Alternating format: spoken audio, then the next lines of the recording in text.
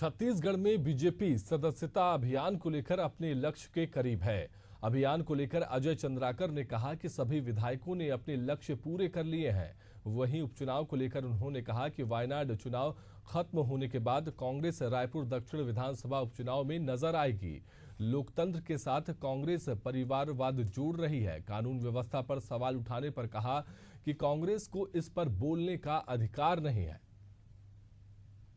BJP अपनी जो सदस्यता अभियान है उनका लक्ष्य जल्द ही पूरा करने जा रहा है। 60 लाख का लक्ष्य छत्तीसगढ़ में रखा है, 50 लाख के से ऊपर का लक्ष्य हो गया है। कल केंद्रीय नेतृत्व ने छत्तीसगढ़ की तारीफ भी की है। हमारे साथ बात करने के लिए वरिष्ठ विधायक अजय चंद्राकर जी। सर, सदस्यता अभियान के लक्ष्य को जल्द हासिल करने की ओर आगे बढ़ रहे हैं।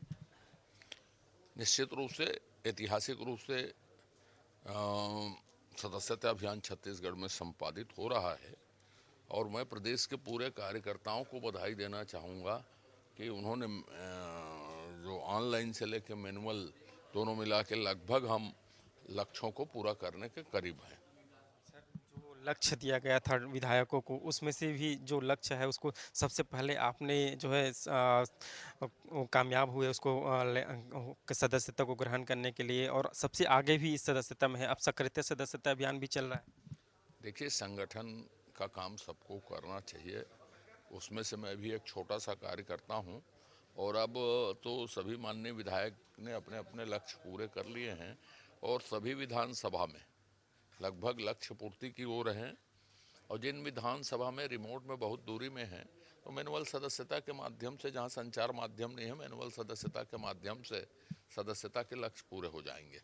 दक्षिण विधानसभा चुनाव होना है, उपचुनाव को लेकर बीजेपी ने तो अपने प्रत्याशी की घोषणा कर दी है, लेकिन कांग्रेस अपने प्रत्याशी को लेकर असमंजस की स्थिति में है। दीपक बैज ने कहा था कि कल रात तक जो है घोषणा हो जाएगा, लेकिन अब तक नहीं हुआ है। अब तक असमंजस की स्थिति में है। क्या है, कांग्रेस को मालूम नहीं है कि देश में चुनाव और उपचुनाव हो रहे हैं राज्यों में। कांग्रेस को एक चीज मालूम है कि वायनाड उपचुनाव में प्रियंका गांधी जी लड़ रही हैं। भूपेश बघेल जी समेत तमाम देश भर के नेता, मुख्यमंत्री, नेता प्रतिपक्ष जितने उनके लोग हैं वायनाड जा रहे हैं। चलो वायनाड नारा चल रहा है और रायपुर दक्षिण में चुनाव होगा। वायनाड की सभी गतिविधियां थमने के बाद उनको फुर्सत मिले तो घोषित कर सकते हैं। ध्यान जाएगा तो जाएगा।